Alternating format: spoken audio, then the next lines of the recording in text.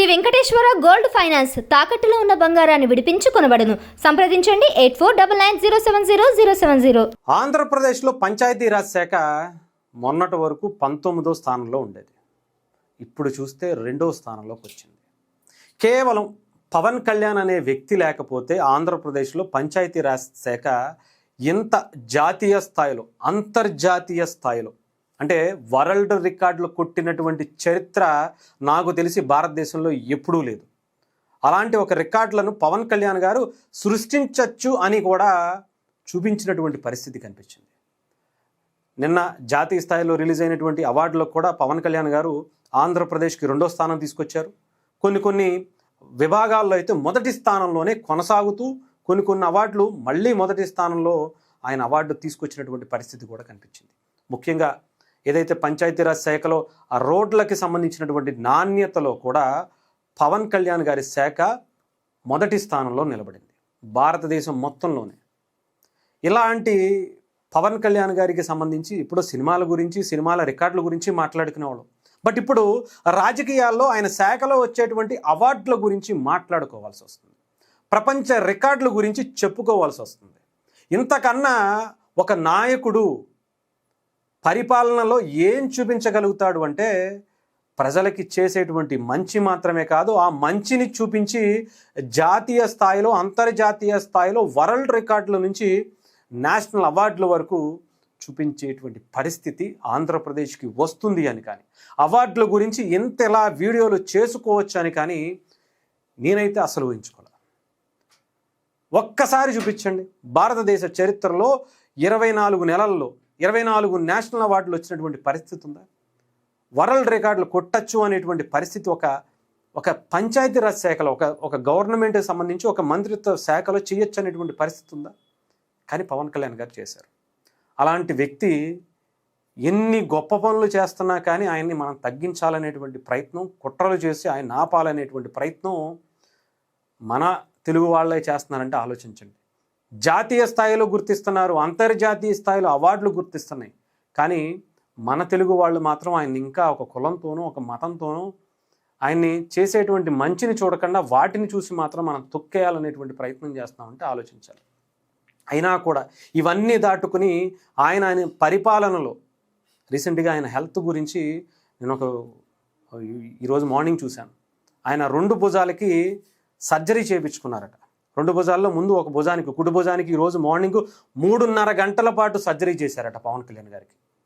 Rotator cuff అంటే ఇలా rotate అవ్వడానికి వీలు లేకుండా ఉండేటువంటి పరిస్థితి పవన్ కళ్యాణ్ గారికి వచ్చింది అంటే ఆయన మీద విపరీతమైనటువంటి ప్రేమ ఎక్కువైపోయింది అభిమానులకి.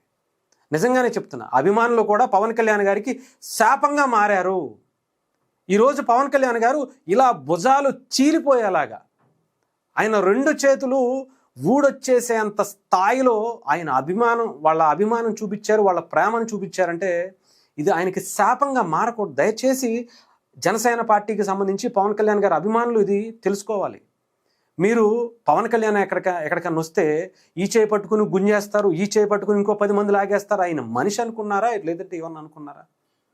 ఈరోజు చూడండి, మీరు చూపించినటువంటి ప్రేమ వల్ల జాతీయ స్థాయిలో ఇంత గొప్ప అవార్డులు తీసుకొస్తూ అసలు ఆంధ్రప్రదేశ్ని నెక్స్ట్ లెవెల్కి తీసుకెళ్తున్నటువంటి ఈ టైంలో ఆయనలా హెల్త్ బాగోకుండా చేతులకి, కాళ్ళకి ఎక్కడ నిన్నగాక మొన్న ఆయన సైనస్కి సర్జరీ చేయించుకున్నారు. మళ్ళీ ఇప్పుడు 3.5 గంటల పాటు ఈ సర్జరీ, ఇది అయిపోగానే 2 నెలల గ్యాప్ తీసుకుని మళ్ళీ ఎడమ చేతికి మళ్ళీ సర్జరీ, ఇలా చేయించుకుంటూ ఉంటే అది కూడా ఒక అభిమానులు ఆయనకి మంచి చేయాల్సింది పోయి ఇలా ఆ ప్రేమ ద్వారా ఆయన్ని నిజంగా నేను చాలాసార్లు నా కళ్ళతో చూశాను.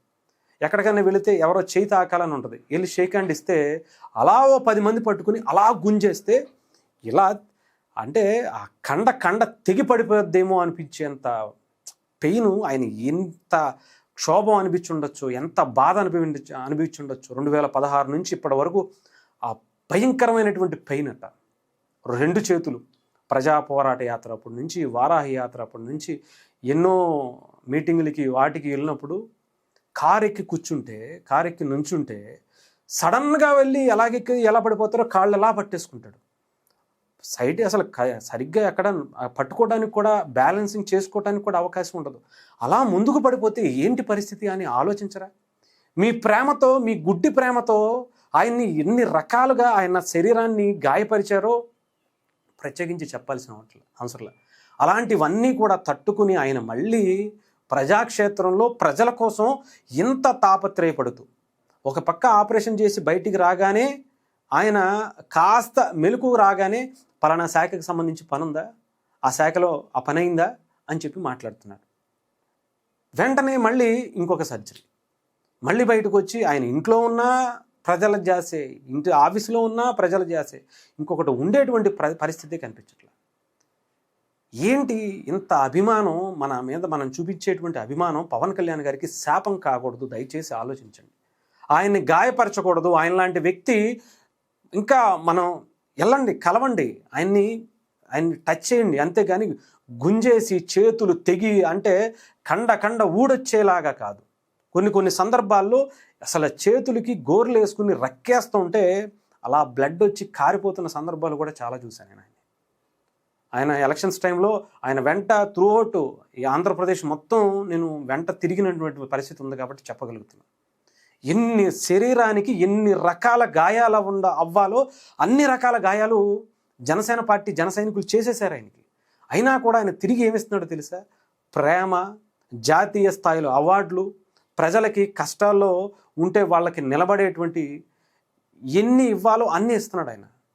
ఇలాంటి వ్యక్తిని మనం కాపాడుకోకపోతే, ఆయన నిండు నూరేళ్ళు హ్యాపీగా ఉంటే మన భారతదేశం, ముఖ్యంగా ఆంధ్రప్రదేశ్ ప్రజలు, మానవుడు అనే వ్యక్తి ఎంత బాగుంటాడో ప్రత్యేకించి చెప్పాల్సిన అవసరం లేదు.